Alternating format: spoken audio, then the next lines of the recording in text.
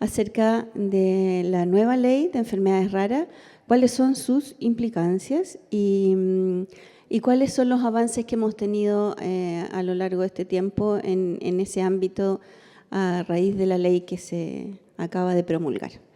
Le damos un aplauso al doctor París.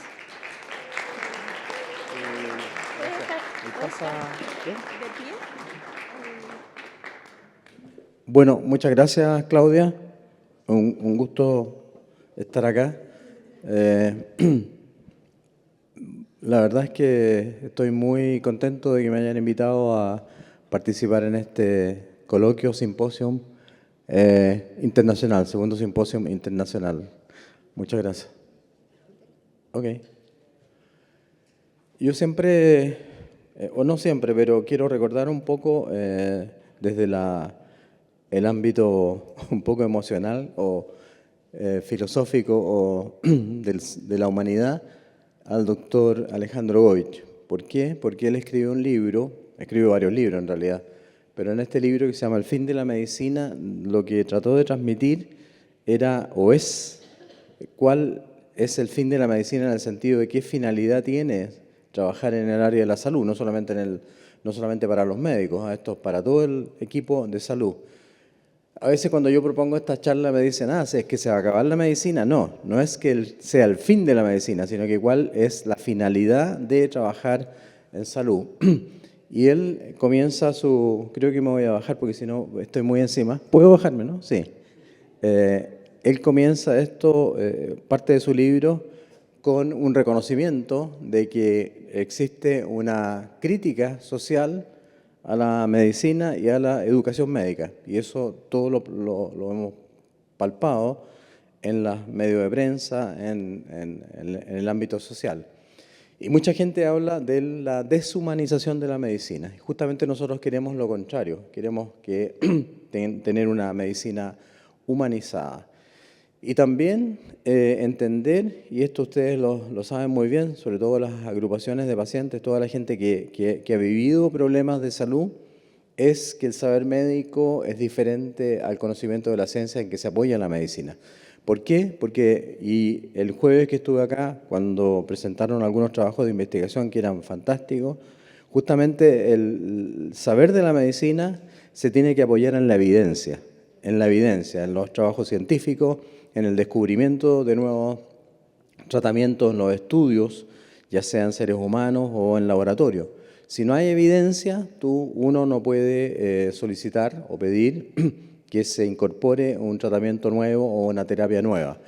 Y la gente en general, en el ámbito del público en general, digo, no en el caso de ustedes, porque ustedes muy bien lo saben, no existe ese conocimiento, no existe eso, no creen que eso sea fundamental. Por eso estábamos hablando en la entrada que el tema comunicacional en este tipo de patologías o en general en la medicina es muy importante. ¿Qué es lo que dice Alejandro Goich? Dice que la medicina es una actividad profesional, pero no quiero hablar solo de los médicos, quiero hablar del equipo de salud, centrada en el enfermo y en la enfermedad. Y también dice algo muy importante, que siempre es necesario analizar en la perspectiva de lo que ocurrió en el pasado, lo que ella es hoy día. Creo que esto es muy importante. Para mí la historia de la medicina y la historia de la ciencia es muy importante. O sea, tomar parte de la historia para poder trasladar eso al presente creo que es muy importante. Y todo lo que se ha hecho en el pasado tiene valor.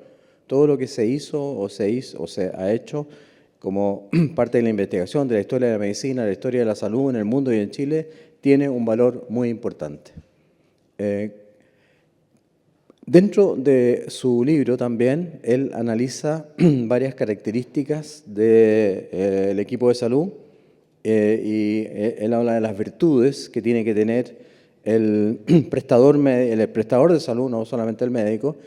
Y en este sentido, con respecto a las virtudes, ¿qué es lo que dice Goich? Y esto creo que sería bueno que siempre lo recordáramos. Debe procurar el bienestar humano, siempre pensar en bienestar humano. Lo conversamos el jueves en el coloquio que fue posterior a la presentación de los invitados extranjeros. Siempre ayudar al ser humano enfermo. Obviamente evitar que vuelva a enfermar. De ahí están todos los planes de prevención, de educación, las vacunas, el tratamiento preventivo de algunas enfermedades, incluso la alimentación, el ejercicio, evitar que vuelva a enfermar. Perseguir el bien es en sí mismo un objetivo ético también, porque mucho hablamos de la ética, de la medicina, de la ética de los periodistas, de la ética, en fin, de los políticos, y se nos olvida que perseguir el bien es en sí mismo un objetivo ético. Y la naturaleza de la medicina, pero no solo de los médicos, de todo el equipo, es por lo tanto asistencial y ética. Tiene que dar asistencia, tiene que curar, tiene que tratar, tiene que manejar bien una enfermedad, conocer, estudiar, pero también tiene un aspecto ético muy importante, saber acercarse al paciente. Y aquí quiero volver a retomar lo que dije al comienzo, en el sentido de que, ¿qué hizo Hipócrates? Hipócrates es el padre de la medicina, el juramento hipocrático, que a veces se ríen del juramento hipocrático porque dicen que más bien es de los hipócritas, ¿no? de Hipócrates, pero no es así. Hipócrates, el padre de la medicina, hizo un cambio fundamental en el concepto de lo que es la enfermedad y la salud. ¿Qué es lo que hizo? Separó las especulaciones mitológicas, dice acá, y metafísicas. ¿Por qué? Porque antiguamente, sobre todo en Grecia, en Roma, y también en otras civilizaciones más antiguas probablemente, en Egipto también, ¿qué pensaba la gente? Pensaba que cuando tenía una enfermedad o alguien de su familia tenía una enfermedad era un castigo de Dios, era un castigo por un pecado, por algo malo que hicieron, y no es así. Eso hay que desterrarlo profundamente de la mente y del alma de los pacientes. No es un castigo. Entonces él dijo, para demostrar eso, nosotros tenemos que observar a los enfermos y buscar en la observación de la naturaleza, en la observación de los enfermos, una explicación para la enfermedad. ¿Y por qué esto es tan fundamental? Porque si uno no busca una explicación en la naturaleza o en el mismo paciente o en la misma enfermedad que está tratando o que está investigando, si no busca una explicación no va a obtener evidencia, no va a encontrar la causa de la enfermedad. Porque si nos quedamos con que la gente cree, oh no, si es un castigo, no vamos a lograr encontrar una causa y un tratamiento. Por lo tanto, siempre tenemos que insistir en eso, que haya evidencia, que haya investigación, que haya búsqueda de la causa para encontrar un tratamiento adecuado. También los principios promotores de la vida, no tenemos que olvidarlos, que es lo apropiado, lo bueno y lo justo. Esto también en las discusiones de los comités de ética. Ustedes saben que cuando se va a aprobar un tratamiento nuevo o cuando se va a iniciar un estudio científico, tiene que pasar por un comité de ética. Y el comité de ética tiene que observar estas variables para aceptar que el tratamiento se lleve a cabo o que el estudio se lleve a cabo. También, y esto yo quisiera que ustedes se lo recordaran, a veces es necesario al equipo médico,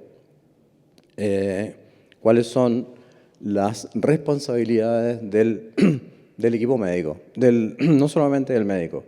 Son responder por su enfermo, siempre. Guiar al enfermo a la familia. En este tipo de enfermedades, de patologías, es fundamental la familia, la participación de la familia. Por lo tanto, el médico, la enfermera, el terapeuta, el kinesiólogo, el fonoaudiólogo, en fin, tienen que guiar al enfermo y a la familia. Y además acompañarlo, asumir las vicisitudes, asumir los problemas que puede tener la familia. Y aquí hay una cosa muy, muy fuerte, debe acompañarlo hasta la muerte. No sé si conocen a Marguerite Yourcenar, una escritora francesa que después se fue a vivir a Estados Unidos, murió allá. Ella escribió un libro, varios libros, igual que Goethe, pero escribió un libro que se llama el Opus Nigrum. En el Opus Nigrum ella cuenta la vida, la experiencia de un médico de la Edad Media que le toca también, curiosamente, luchar en una pandemia, la peste negra. Entonces él dice en sus reflexiones que el momento más duro, el momento más difícil de un profesional de la medicina es justamente cuando se le muere el paciente. Es el momento de más donde se esté más solo. Entonces, pero el médico o el equipo de salud tiene que acompañar al paciente hasta la muerte. Y justamente otro de los nombres de la responsabilidad profesional es ética también. Por lo tanto, está todo relacionado, la ética con la responsabilidad profesional. Y para un poco terminar, creo, con esta parte primera, ¿qué es lo que dice él? Esto más bien para los estudiantes del área de la salud, ¿eh? Cuando la gente, por eso parte él diciendo que hay una crítica social, no solamente en Chile, ¿eh? Hay una crítica social a la medicina y a la educación médica. Una crítica social que a veces es bastante dura, pero que tiene razón la gente cuando critica que no me miró, que me atendió en 5 minutos, que no me explicó, que no me dio bien las indicaciones, que no me dio su contacto. Eso obviamente que ya no puede ser. Entonces, él le dice al equipo de salud, para que atiendan bien a sus pacientes, ojalá que piensen que cuando ustedes estén enfermos, imagínense lo que le dice, cuando ustedes estén enfermos,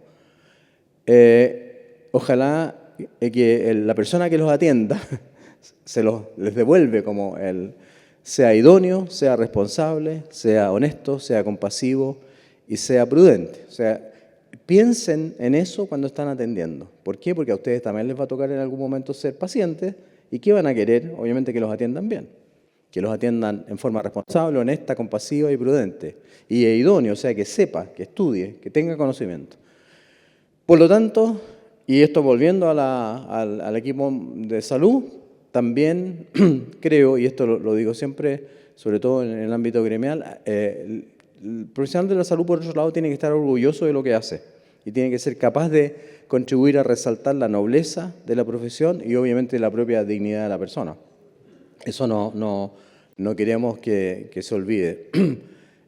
Hay también una frase muy antigua de un médico que nosotros sabemos que todas las enfermedades no se pueden curar, evidentemente, y que algunas enfermedades o algunos tratamientos no son efectivos y no dan buen resultado.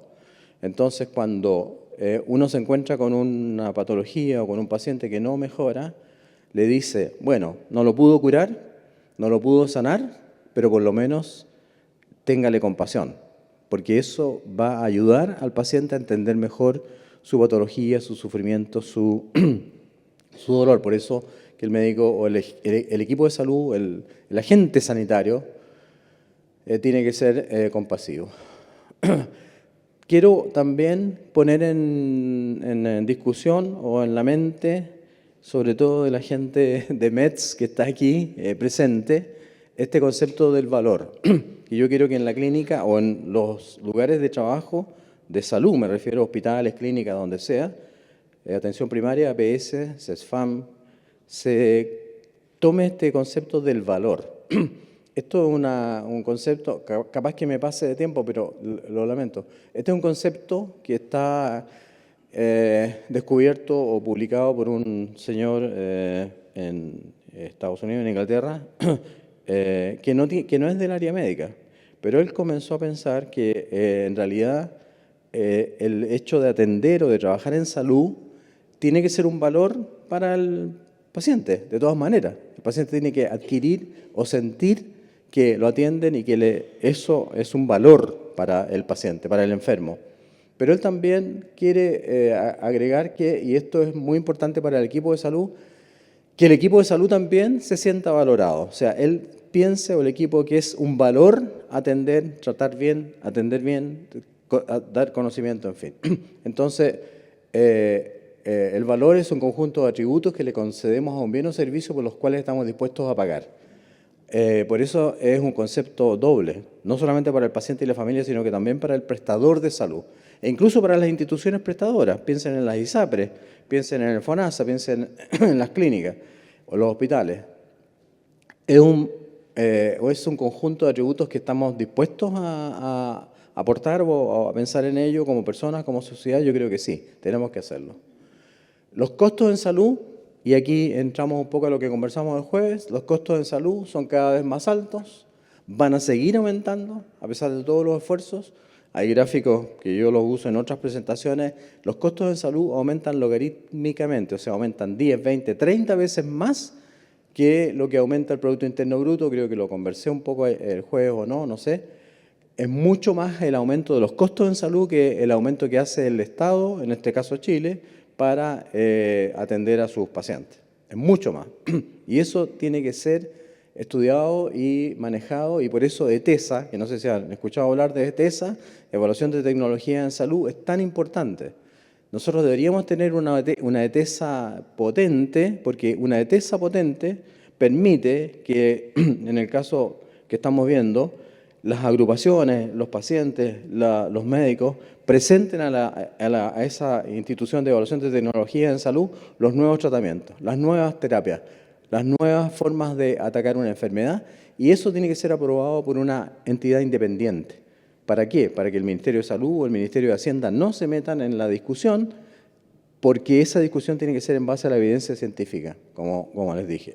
Y si la evidencia demuestra que el tratamiento es efectivo y va a dar buenísimos resultados, tiene que ser aceptado por esa institución, y entonces el Ministerio de Salud tiene que acatar la decisión. Y eso le quita peso, aunque ustedes no crean, a la misma autoridad, porque no es la autoridad la que va a tener que decirle no puedo pagar esto, en fin. Y curiosamente, sobre todo en todos los países de la OECD y en Chile también, el aumento de costos no ha estado aparejado a la mejoría en la atención de salud. Y nosotros lo vemos, porque el porcentaje del gasto en salud en relación al Producto Interno Bruto de Chile, de nuestro país, ha aumentado 3,8 veces en los últimos 10 años, casi 4 veces, el porcentaje que nosotros mandamos a salud desde el Producto Interno Bruto. El Producto Interno Bruto ha aumentado en este momento muy poco, está aumentando muy poco. Producto Interno Bruto es lo que produce el país en total. Es como una familia, lo que produce el papá, la mamá, un fondo, y una parte de eso se destina a salud. En Chile, desgraciadamente, el gasto de bolsillo es gigante, es el 30% del gasto de bolsillo en salud lo pone en la familia. Lo mismo pasa en el país. Y desgraciadamente, a pesar de que hay un aumento en el gasto en salud en relación al Producto Interno Bruto, ustedes ven, tenemos más de 3.100.000 personas en lista de espera, más de 2.700.000 personas en lista de espera por especialidades. Ya sobrepasamos las 400.000 personas en lista de espera por cirugía, incluyendo también odontología, y entonces significa que estamos invirtiendo en salud, poniendo plata en salud, porque el presupuesto en salud es enorme, y sin embargo no logramos tener una buena calidad de atención en el sentido de, por ejemplo, disminuir la lista de espera. Y no solamente en la lista de espera no GES, en la lista de espera GES, desgraciadamente, también tenemos ya 77.000 personas en lista de espera GES.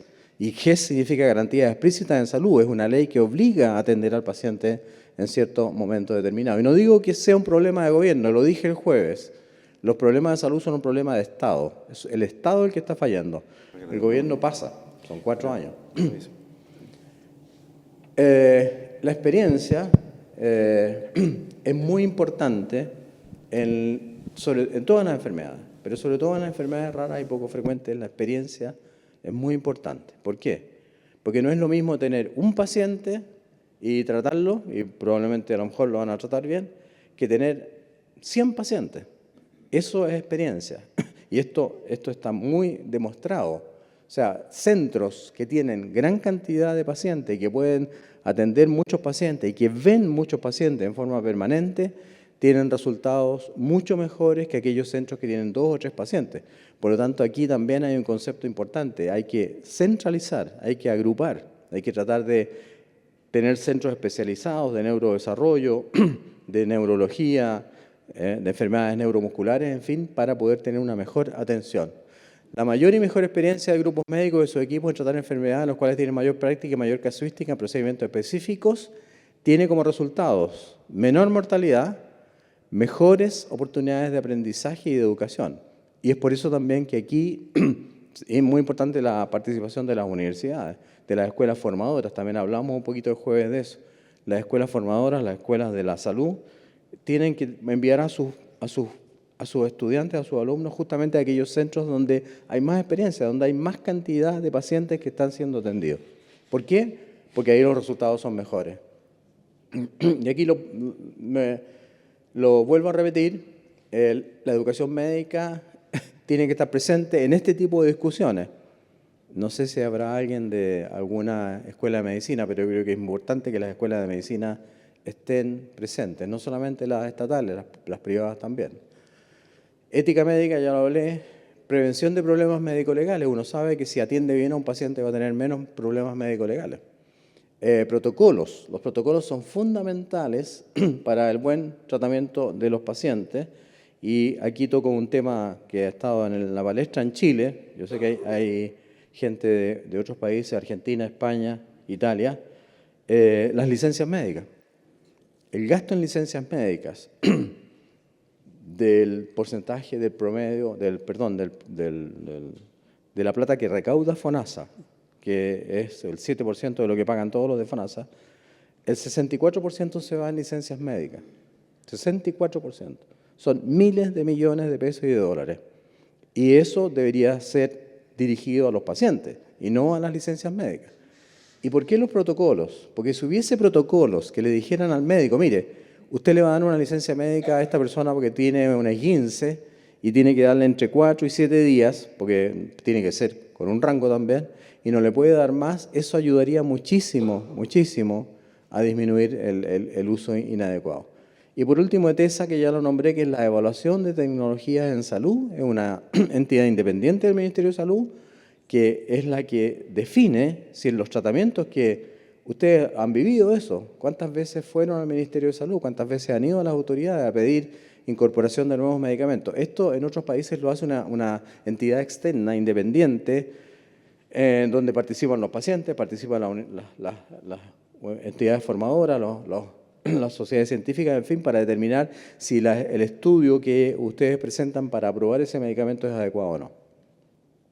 Estrategia Nacional de Salud. Ahora ya voy a ir entrando un poco al tema. Si se me acaba el tiempo, Claudia, usted me avisa, por favor.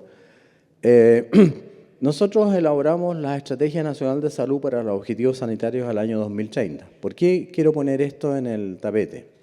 Porque cuando uno quiere colocar una enfermedad nueva en Ricardo Soto, por ejemplo, o en alguna ley que tiene financiamiento o que tiene que tener financiamiento para la posible patología, espero que no se asuste, perdón, tiene que primero entrar a las metas sanitarias del decenio. No sé si sabían eso.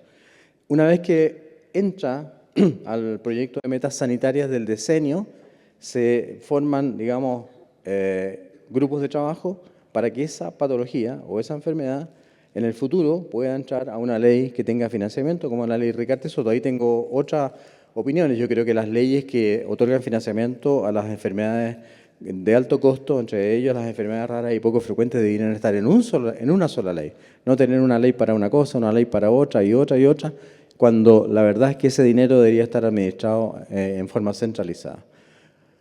La Estrategia Nacional para el año 2021-2030 comenzó el año 2018, hicimos mesas de trabajo, 43 mesas técnicas, participaron 571 personas, 1.500 horas de trabajo, 8 mesas de trabajo en servicios de salud, es decir, a nivel regional, y una encuesta online.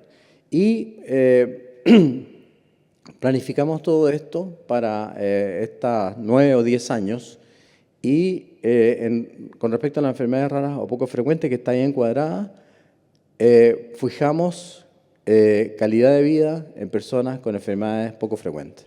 Esto está en la Estrategia Nacional de Salud y por lo tanto tiene que ser tomado en cuenta por cualquiera que sea el gobierno que venga para introducir este tipo de patologías en las leyes que aportan financiamiento a los tratamientos. Y esto hay que exigirlo. Hablábamos en la entrada con alguien, hay que participar en el Parlamento, hay que ir a la discusión de las leyes, hay que ir a los ministerios correspondientes, hay que hablar con los diputados y senadores o con las comisiones de salud de la Cámara y del Senado para incidir en que ellos tomen decisiones que tomen en cuenta la opinión de los pacientes. Las enfermedades raras o poco frecuentes, está todo dentro del documento.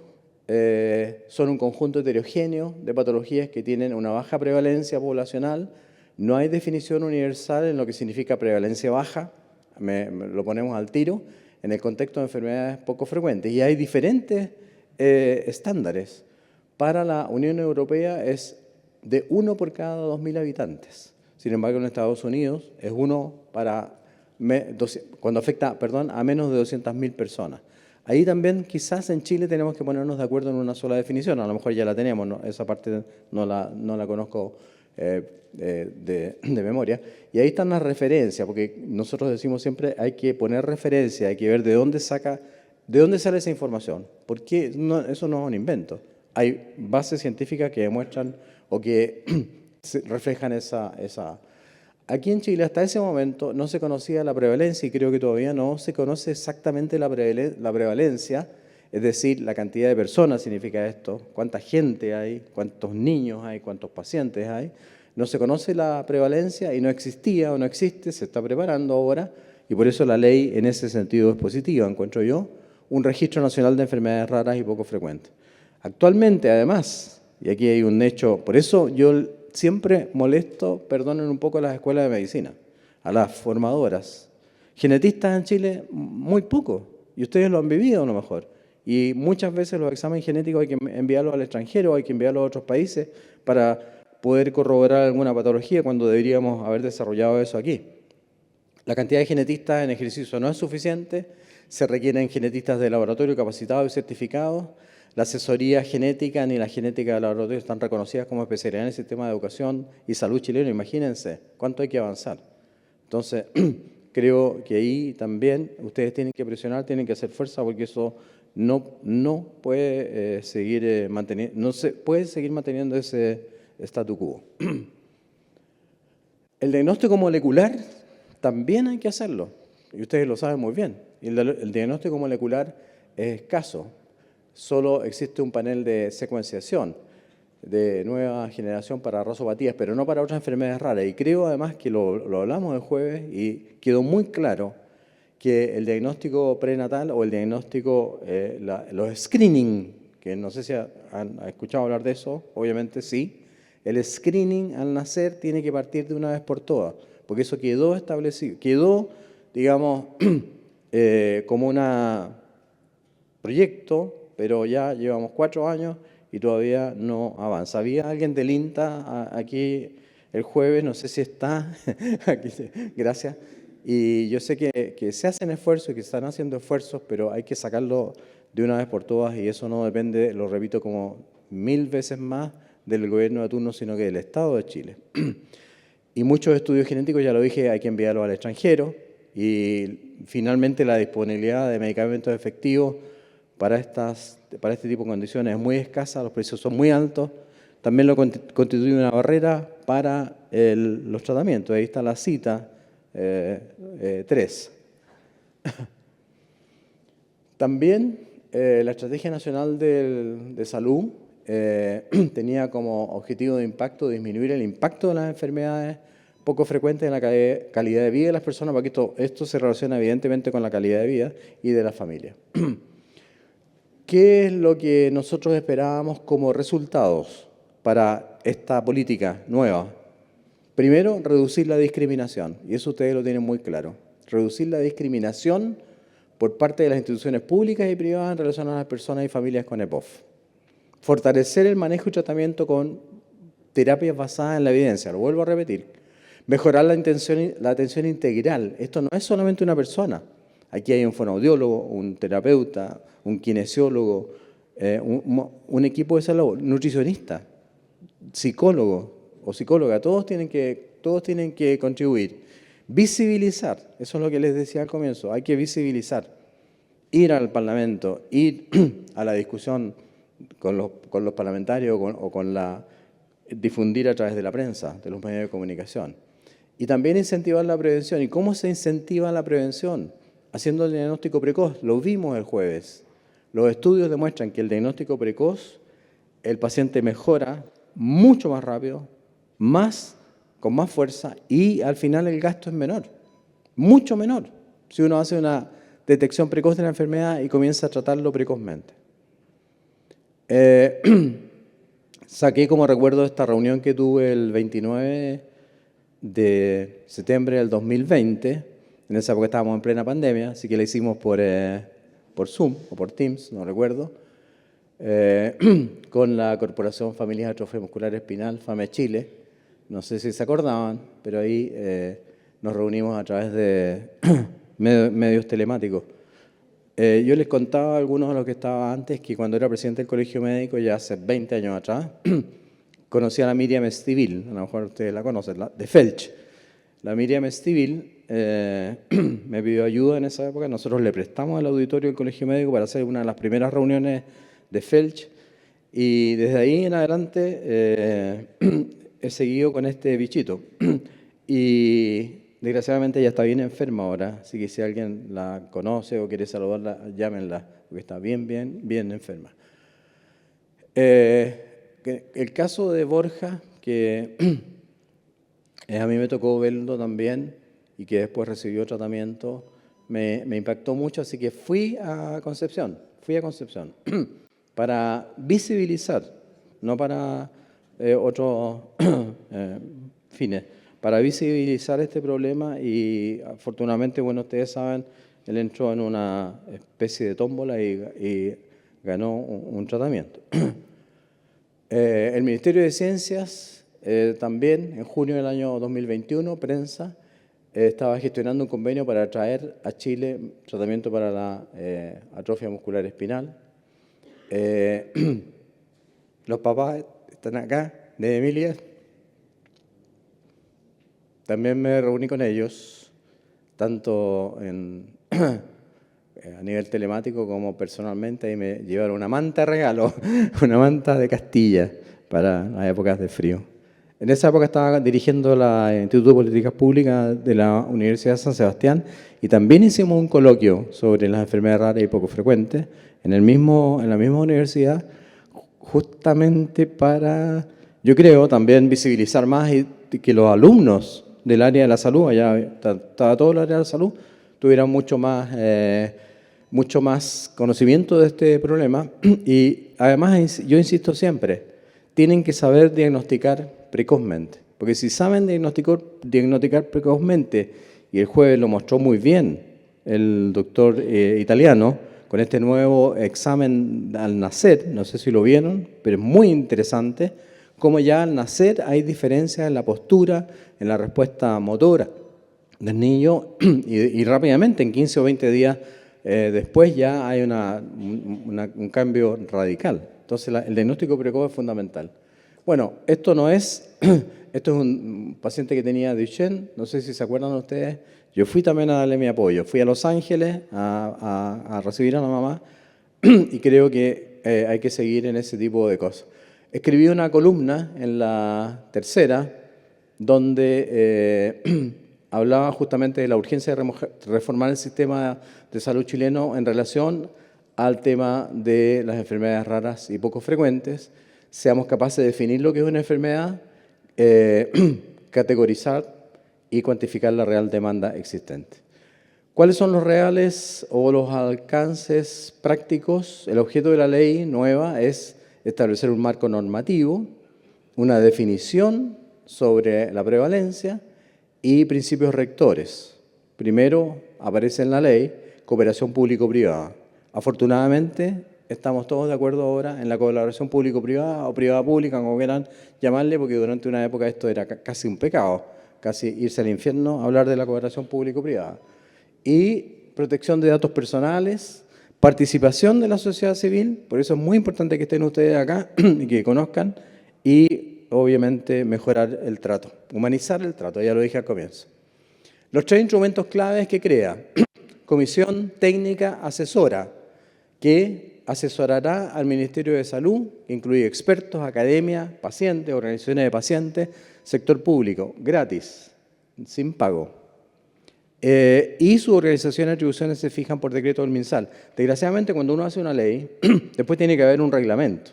La ley es letra muerta si no hay un reglamento. Si el Ministerio no ha hecho un reglamento, y ahí no estoy al día, me parece que no lo ha hecho todavía, es letra muerta. Hay que forzar para que se haga rápido el reglamento. El listado oficial de acuerdo con la prevalencia en el país, se aprueba por resolución y tiene vigencia de 2 años. No es un listado de cobertura, sino es un listado de enfermedades calificadas como EPOF. Y lo último, y muy importante, porque si tú no sabes cuántos pacientes hay, cuál es la cantidad de gente que tiene este tipo de enfermedades, o sea, si no hay un registro nacional es muy difícil trabajar. Aquí se crea justamente el Registro Nacional de Personas con EPOF y creo que eso es un paso, hay que reconocerlo, un paso gigante, enorme. Y evidentemente que yo sé que ustedes participaron en la discusión de las leyes, en la discusión de estos proyectos y obviamente muchos parlamentarios recogieron su opinión. ¿Qué hace la ley? Reconoce legalmente las EPOF con definición estándar y principios, crea una gobernanza, que significa listado oficial y registro nacional, por primera vez regulados, y aquí, importante, mandata al MinSal para informar las prestaciones existentes a las personas registradas. Este es un mandato que le da la ley, o sea, mandato significa obliga al MinSal a informar de las prestaciones. ¿Por qué? Porque muchas veces ocurre en Chile y en muchos países, a veces la gente tiene beneficios o tiene prestaciones asignadas y no sabe, no las conoce. No sabe, por ejemplo, lo del GES Auge, que es obligación del Estado que le cubran su enfermedad, su operación, su tratamiento en un tiempo determinado. Si no puede y debe ir a la justicia y reclamar para que se cumpla los plazos. ¿Qué no hace la ley? Pero tenemos que avanzar en eso. ¿Qué no hace? No crea garantías de cobertura, ni nuevas, ni obliga tampoco a financiar tecnologías específicas. Eso sigue en el GES y en el Recarte Soto. Por eso yo creo, y aquí ustedes tienen que presionar a los candidatos y candidatas a la presidencia, que esto quede más claro. Y ojalá que exista una sola ley que involucre a todas las patologías o todos los tratamientos que requieren alta inversión. Tampoco define centros de referencias, no define, ni siquiera el INTA, ni rutas de derivación por ley. También creo que eso hay que aclararlo y mejorarlo. Y como yo decía al comienzo, cuanto más, si un centro atiende una persona al año, obviamente que no va a poder tener un buen resultado. Si atiende 100.000 personas, 1.000 no, pero 100, 200, va a tener mejores resultados. Por lo tanto, centros de derivación. Ahí no hay que ser egoísta, o sea, hay que reconocer que hay centros que funcionan mejor o hay centros de derivación o donde hay más expertos o juntar a los expertos, por último, en un lugar. Financiamiento, año 1, el mayor gasto fiscal se financiará con cargo al presupuesto vigente del MinSal. Desgraciadamente quedó así, o sea, no hay un financiamiento claro. Y Hacienda podrá suplementar con tesoro público. Durante la pandemia, para que nosotros utilizáramos el tesoro público, porque esto se puede utilizar, se requiere fundamentalmente la voluntad del Ejecutivo. O sea, el tesoro público no tiene plata si el Ejecutivo no le dice que tiene que gastar o que tiene que tener plata, y obviamente que eso pasa por DIPRES y por Hacienda, y sabemos que en este momento los presupuestos están siendo discutidos a la baja. Hay que ahorrar. Todos dicen ahora que hay que ahorrar entre 2.000 millones y 6.000 millones de dólares. Años posteriores, tiene que ir en la ley de presupuesto. Y aquí ustedes tienen que ponerse firmes, duros, combatientes. Tiene que estar en la ley de presupuesto porque si no, no van a tener presupuesto. No puede quedar al arbitrio del MinSal y menos al arbitrio del Tesoro Público. Vía presupuesto, es decir, hasta ese momento no crea un fondo nuevo y funciona. Por eso tiene que ir en el presupuesto y no quedar en el financiamiento del presupuesto vigente o cuando Hacienda pueda, dice, pueda o podrá suplementar. ¿Cómo se articula con otros esquemas de cobertura? Con el GES Auge, con la ley Recarte Soto. Yo creo que hay que hacer una sola ley, hay que hacer un solo fondo y desgraciadamente es muy importante, la cobertura efectiva seguirá dependiendo de si la condición tecnología está en el GES o en el decreto de Recarte Soto. Yo no comparto eso. Debería estar todo involucrado y con mucha dedicación a este tipo de patologías dentro de probablemente de una ley nueva.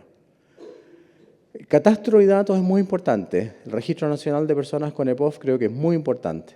Hay que hacer una convocatoria. No sé si les ha llegado la convocatoria ya para participar en el catastro a las organizaciones. Esto dice la ley. Y tiene que tener bases regulatorias relacionadas. Chile ya contaba con algunos lineamientos a partir del ISP sobre medicamentos huérfanos, registro y facilitaciones regulatorias, lo que facilitaría quizás el avance en este aspecto. Ustedes saben también que existe una ley que permite que un médico pueda dar una receta de un medicamento que esté aprobado en una agencia certificadora extranjera para importar ese medicamento cuando no existe en Chile. Eso se puede hacer y los médicos saben que pueden hacer eso. Eso significa, obviamente, desgraciadamente, que en ese caso la familia asume el costo del medicamento, porque va, pide la receta y se importa. Pero eso existe desde la época, desde hace bastante tiempo. Algunas implicancias de la ley, creo que con esto termino: mejora los datos poblacionales, estandariza rutas diagnósticas y de protocolo, creo que eso es muy importante,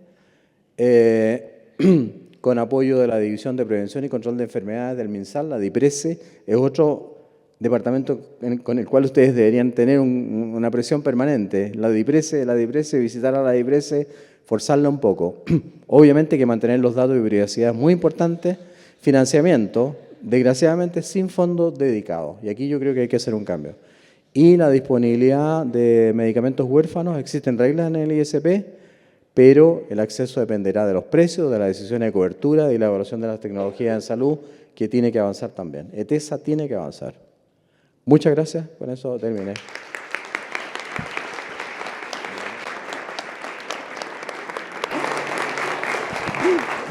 Muchas gracias, doctor París. Vamos a dar tiempo, que es cortito, sé que está un poco apurado.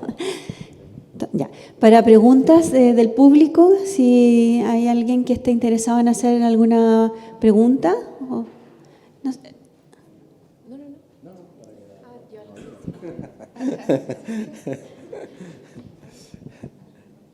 Allá hay otro micrófono, hay dos micrófonos, uno para cada área.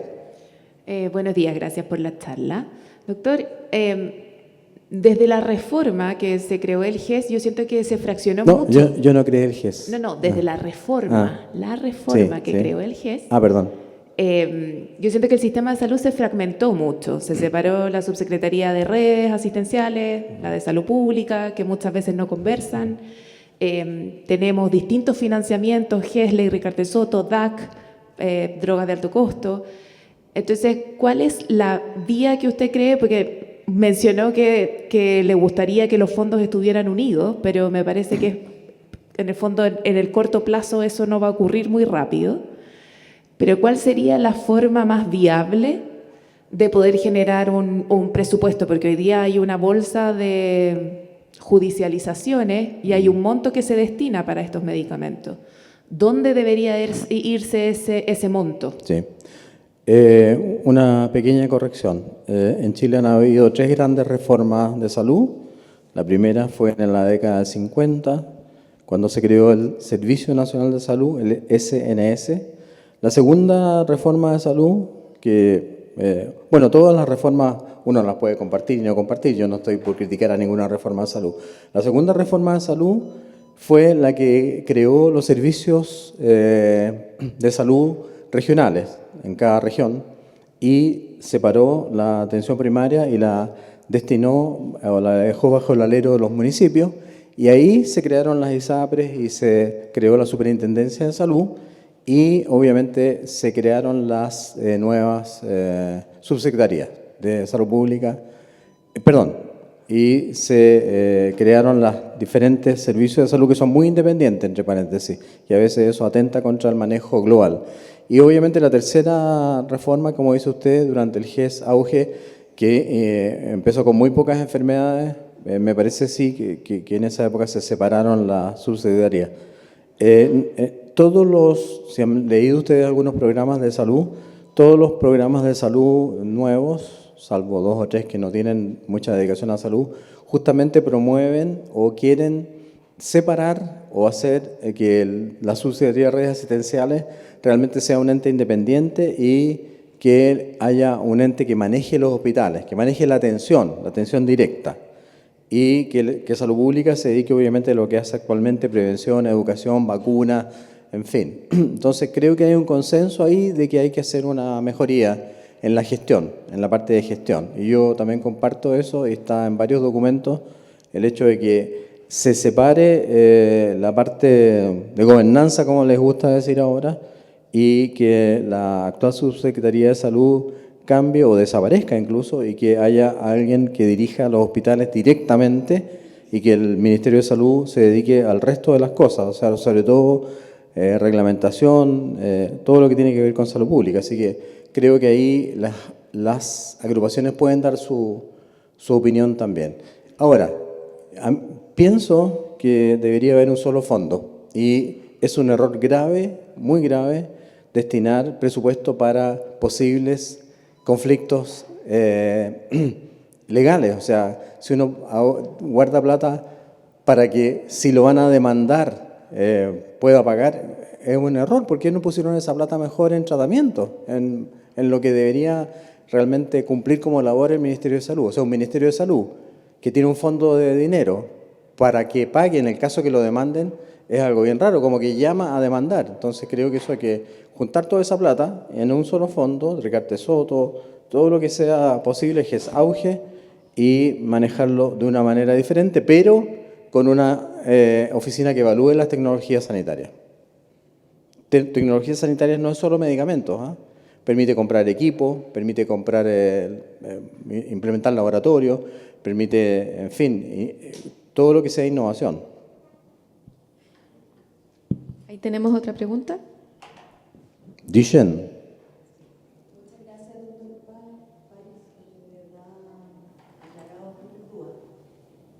Mi tema es el siguiente. Después del tema de la Neguidis y de la caminata de Chiloé, me pregunto si un Estado como el que está en este minuto, el Ministerio de Salud o el Ministerio de Hacienda, el próximo gobierno va a recibir obviamente bastante menos financiamiento de lo que ha tenido cuando lo recibieron en el gobierno anterior.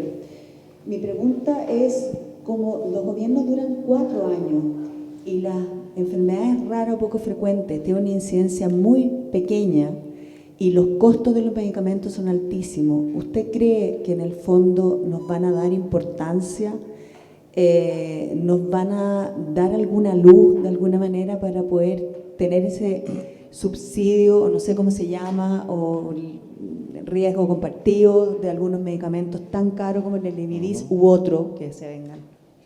Sí, es una pregunta que no puedo responder. Quizás si fuera candidato a la presidencia tendría que responderla, porque hay que responder esas preguntas a la gente, es una pregunta fundamental. Yo quiero recordar dos cosas. Primero, está en el Parlamento la ley, 3 leyes, Fármacos 2, que está detenida. Fármacos 2 tiene como finalidad justamente bajar el precio de los medicamentos en Chile. La tienen detenida. Seguro catastrófico, la tienen detenida. ¿Qué significa el seguro catastrófico? A pesar de que la incorporaron en parte en la ley corta actual de ISAPRE, seguro catastrófico significa que si una familia tiene una enfermedad de un familiar, de un niño, del papá, de la mamá, que sobrepasa el gasto de 3 meses del grupo familiar, el Estado tiene que pagarle la diferencia, detenida en el Parlamento. La ley de un seguro universal de salud, que nosotros le pusimos Plan de Salud Universal, PSU, que significaba que toda la gente, sea de ISAPRE o de FONASA, tuviera un plan universal de salud, detenida en el Parlamento. ¿Qué pasa con el tema de financiamiento? Obviamente, yo lo dije el jueves, lo voy a repetir. Hay un filósofo social, Rawls, que dice, y esto cae aquí, pero de cajón, en el caso de ustedes, el paciente tiene que recibir atención de salud en relación a su enfermedad y no en relación a su capacidad de bolsillo, de su capacidad de pago. Y eso hay que mantenerlo. Y hay que mantener también el concepto de que la salud es un derecho. Eso no es un eslogan de un grupo político que ojalá que no se tome así. La salud es un derecho y tenemos que mantenerlo como país así. La salud es un derecho, por lo tanto los pacientes tienen derecho a una buena atención de salud, a los mejores tratamientos posibles, a las mejores terapias que permitan mejorar al paciente, darle tranquilidad a la familia, pero que tengan una evidencia científica. Por eso es que TESA es tan importante. Y obviamente que el tema de salud es un tema de Estado, Por eso digo, los gobiernos van a pasar, pero usted tiene razón, debería haber una política de Estado que asegure el financiamiento siempre, no dependiendo de los cambios de gobierno.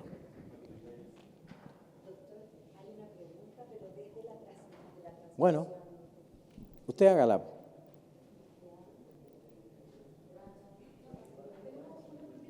Esa debe ser muy difícil, esa pregunta. Pero si no, voy a hacer una broma. Esa pregunta la responderá la doctora Daza, porque...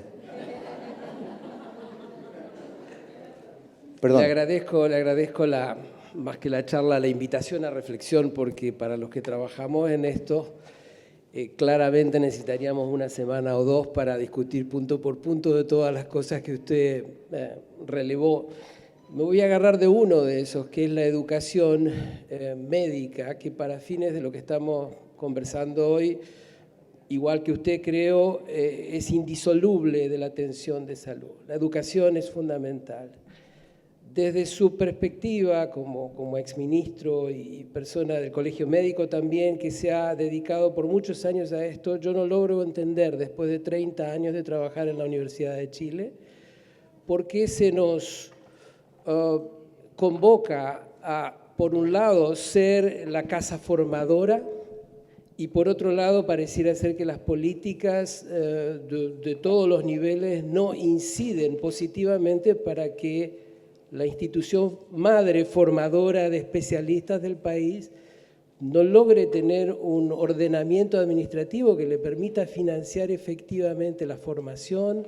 Es decir, en dos palabras, por un lado escuchamos este discurso reiteradamente, que es como debería ser, por otro lado no se ve ninguna acción concreta y no estamos hablando del último gobierno, como dice usted, ni estamos hablando de 30 años, y el hospital queda ahí desfinanciado y uno ve cómo crecen de manera exponencial las instituciones privadas. Entonces, insisto, quedamos un poco confusos. La plata se va a centros no formadores y los centros formadores y relevados por la opinión pública quedan desfinanciados. ¿Cómo se taclea, en jerga de rugby, cómo se taclea esa situación para comenzar a dar la vuelta? Bueno, gracias, doctor Bevilacqua. Yo creo que ahí se juntan otro de los grandes problemas de Chile, que es la educación, porque todo eso que usted está nombrando y hablando depende también del Ministerio de Educación y de los fondos que un Estado, el Estado de Chile, dedica a la educación, a la investigación, a la ciencia. Hemos visto cómo eso está, yo creo, poco claro en este minuto. Entonces, yo le pediría también que transmita eso a su decano, el doctor Miguel O'Ryan, a quien conozco mucho y aprecio mucho, y obviamente que las universidades estatales, y lo he leído en la prensa porque no estoy metido en ese tema, han estado reclamando justamente por la falta de recursos o el recorte que se piensa hacer a los recursos. Un país sin educación y sin investigación, sin ciencia, bueno, y sin salud, no va a progresar. Muchos dicen, protestan por esto y por lo otro, pero nosotros decimos, si el profesor no tiene salud, ¿cómo va a enseñar? Si el minero no tiene salud, ¿cómo va a sacar cobre? En fin, si el chofer del bus no tiene salud, ¿cómo va a manejar? Entonces, obviamente que yo estoy matriculado con el tema de la salud al 100% y voy a trabajar siempre, mientras pueda por eso, pero usted tiene razón, el tema de la educación también es fundamental. Si nosotros no educamos, no formamos, yo le insistía mucho siempre, el diagnóstico de estas enfermedades tiene que ser precoz, por ejemplo. Y para reconocer la enfermedad, el estudiante de medicina tiene que estudiar y alguien tiene que transmitirle el conocimiento. Y si no hay fondos para tener buenas instituciones educativas, obviamente que partimos mal. ¿Aló, doctor? ¿Aló? ¿Sí? Hay una pregunta acá de una persona que está por streaming. ¿Cómo se llama? Se llama Nicolás R. Nicolás. No sé si pronuncia bien. Él es neurólogo de adultos. Y la pregunta dice, ¿cómo puede el presente sistema de salud crear los centros de referencia necesarios para estas condiciones? Que fue a la que usted se refirió en la exposición. Sí, yo creo, y muchos estudios demuestran eso, sobre todo en los estudios relacionados con valor, que lo ideal es que se concentren los pacientes dentro de lo posible. Chile tiene geográficamente una situación muy difícil, obviamente, pero que se concentren los pacientes en centros. Cuanto más pacientes tiene un centro, cuanto más experiencia tiene, mejor maneja al paciente, tiene mejores resultados, tiene menor mortalidad. Puede ser un centro educativo, entre paréntesis, porque concentra pacientes. Así que yo creo que hay que pensar en eso. Chile se dividió en macrozonas, no sé si saben eso. O sea, hay un Ministerio de Salud grande y hay servicios de salud regionales, pero además hay macrozonas de salud. Entonces, como ya está eso establecido, en la ley del cáncer también quedó así. Por ejemplo, macrozonas, que existan macrozonas donde se agrupen los especialistas y se trate obviamente de atender en forma especializada una mayor cantidad de pacientes, porque eso mejora la calidad de las atenciones y de los resultados. Por eso en Chile, años atrás, se hizo el Instituto de Neurocirugía, el Instituto del Cáncer, el INCANCER, que el hospital todavía no parte, el Instituto del Tórax, en fin, porque esa es la idea. Ahora, en esa época solo en Santiago, yo creo que ahora tiene que estar distribuido a lo largo de Chile, macrozonas. Yo me acuerdo mucho de esos niños que tenían cáncer, que estaban en Punta Arenas, que tenían que viajar en avión a Santiago y después en avión a Valdivia, porque tenían que atenderlos en Valdivia. Y no querían instalar un especialista del cáncer en Punta Arenas porque decían que eran 4 o 5 niños. Eso es un horror. Eso no se puede permitir. Aunque hayan 5 niños, hay que atenderlos en el lugar, ojalá, cercano a su domicilio. Doctor, ¿tenemos tiempo para la última pregunta? La última pregunta, bueno. ¿Sí? Acá, Ok. Parece que... aquí. Doctor. Hay varias. Pero... Sí. Perdón, ¿quién es el otro? Ya. No, yo soy María Los Ángeles Beitía, soy neuróloga infantil. A mí me cuesta un poquito entender, por ejemplo, le voy a dar el ejemplo de la atrofia espinal. Los remedios ya llevan varios años y seguimos, a mí lo que me pasa, digo, como país, todavía seguimos judicializándolo. Todos los pacientes ganan los juicios, terminamos pagando un precio que es el precio máximo, ni siquiera llegamos a acuerdos con los laboratorios. Y además esos pacientes llegan tarde y a ese dinero le sacamos menos provecho porque perdimos mucho tiempo y muchas neuronas. Entonces no sé qué ocurre porque esto ya lleva muchos años, no sé cómo se articula esto, porque seguimos como siempre siendo reactivos y todavía como que no hay un proyecto que diga cómo ocupamos la plata de mejor manera. Me cuesta un poco como entender por qué no se articula y decimos ocupamos esta plata de otra forma.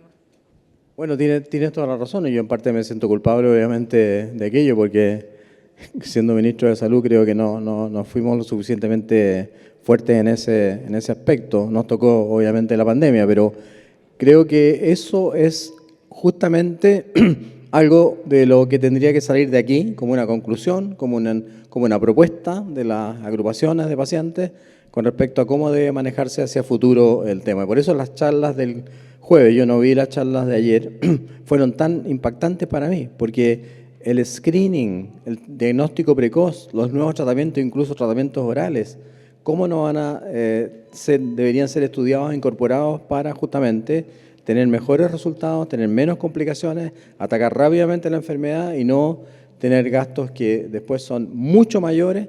Por eso lo dije, me encuentro insólito que se tenga plata para los juicios, para pagar juicios, y no que haya un presupuesto para tratar las enfermedades. Bueno, muchas gracias, les pido disculpas, pero yo tengo otro compromiso, entonces, así que muchas gracias por la invitación, muchas gracias a las agrupaciones de pacientes, creo que son potentes y tienen que seguirlo siendo.